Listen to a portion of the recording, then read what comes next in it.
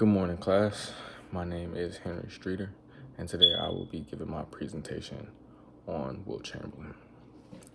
Nobody roots for Goliath, once said by the 100-point man, the guy with 67 individual NBA records, a stat that no NBA player comes remotely close to, and nobody will ever come close to. May I present Goliath to you? Wilt Chamberlain, the greatest player to ever touch a basketball in a basketball court.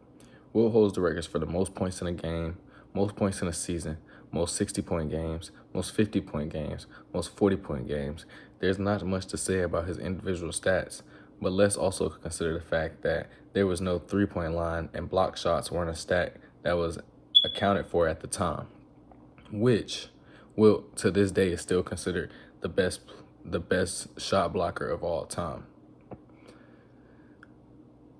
If block shots had ever been accounted for, Wilt Chamberlain till this day would still undoubtedly hold this record.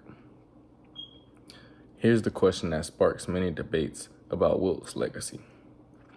Why is it that he was able to do all these inhumane things? And I think it's a combination of several things. For starters, Wilt was arguably the greatest athlete ever.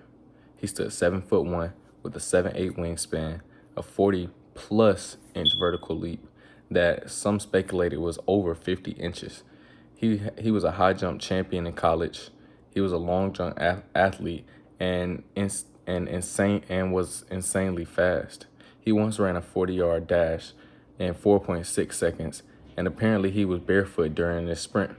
But to put all that into perspective, in 2012, LeBron James, the other arguably greatest player of all time, ran a 4.6 in the prime of his career. And it was said that he wasn't barefoot during this sprint. So that's a perspective. Wilt was also freakishly strong and actually had the agreeance of Arnold Schwarzenegger that he was the strongest NBA player and nobody would ever come remotely close. Arnold said that Wilt killed his workout so severely in the gym that it made his bodybuilding friends look like they were at child's play in the park. Apparently, Wilt bench pressed 500 plus pounds, and other jaw-dropping strength tests. So in summary, Wilt was huge. He was the baddest. He was the fastest. He was the strongest, and he never stopped. He was essentially Paul Bunyan. Now, no wonder he averaged 50 points and 25 rebounds in a season. But despite all of these things that Wilt Chamberlain did, there's still an argument that discredits Wilt's successes, with the argument that he played against 6'3" white men who were part-time plumbers and maybe even teachers. But these men weren't dominated because of their height. They weren't dominated because they had part-time jobs. They were simply dominated because Wilt was a beast. Wilt was an athletic freak and pretty much was a 99 overall 2K players, with the shooting up, the driving up, the dunking up, the blocking up, and was just a freak athlete. Now imagine if Wilt played in 2020 and was able to spend $1.5 million on training his body every year like LeBron James does, and was able to use modern day technology, supplements, and actually took full advantage of this, which he would have.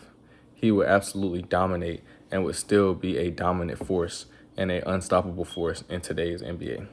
And finally, Wilt Chamberlain scored 100 points without a three-point line. So no matter how you think of this as an accomplishment, Wilt Chamberlain is the GOAT.